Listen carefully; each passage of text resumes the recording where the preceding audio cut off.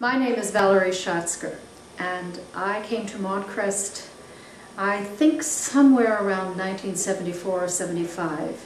My son, Eric, the oldest one, I had 3 sons, had been at Moordale Nursery School, that's not far from here, and he'd been there for 2 years. And at the end of his 2nd year, the head of the nursery school, Mrs. Drake, said, "I just wanted you to know that Eric is starting to read on his own. He's putting 3 letters together, cat, dog, that sort of thing. And we're not really pushing this, he's doing it on his own." And I hadn't been pushing it either. So I was in the position of sending him on beyond nursery school to a proper school. We live very, very close to Rosedale Public School. It's just a short walk. And of course I thought he would be going there. I phoned the principal and thought I would mention what Mrs. Drake said. And I said, "Since he's doing this on his own, will you encourage him and will you allow him to progress at putting words together as part of your program?" And she said, "No, on no account. We don't do that at all."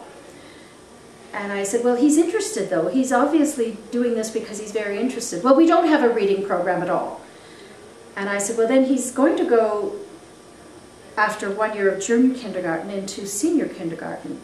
And will he have some kind of encouragement to be reading at that point?" And she said, "On no account. We don't do anything until grade 1.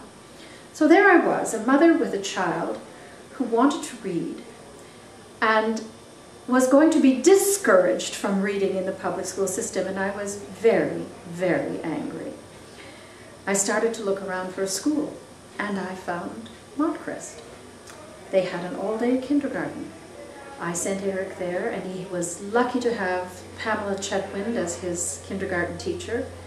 She taught the other 2 boys as they came along, and if they were ready to read, Mrs. Chetwynd encouraged them. And each read at his own speed and his own pace, and it was a wonderful experience. I got involved with the board probably because of Catherine Livingston. Catherine Livingston was a powerful principal of the school.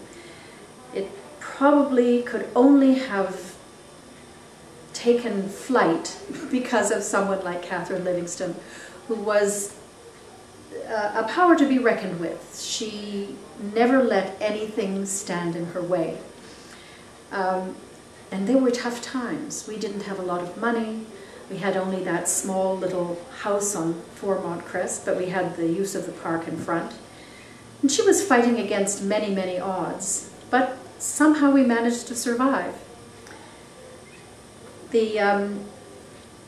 The experience of being on the board was the first one of that type for me, and I very much enjoyed it. I had wonderful colleagues. We were all wrestling with the financial situation. All of them had children in the school, so we shared much in common. But I did live through a difficult part of the school's history when Mrs. Livingston left and there was a transition. And I became chairman of the board around that time, and I was very, very pleased to have had the good fortune of working with Graham Hookey and Elaine Danson when she was head of the special education. Those were wonderfully encouraging times after the difficult moments before, and when I left the board I knew that the school was in full sail. The sails were unfurled and it was going very quickly in the right direction. I think Montcrest is a place of dreams for me. I think it was dreams that caused it to be started before Catherine Livingston came. I think it was Catherine Livingston who had the ability to dream and make sure that this school progressed and expanded.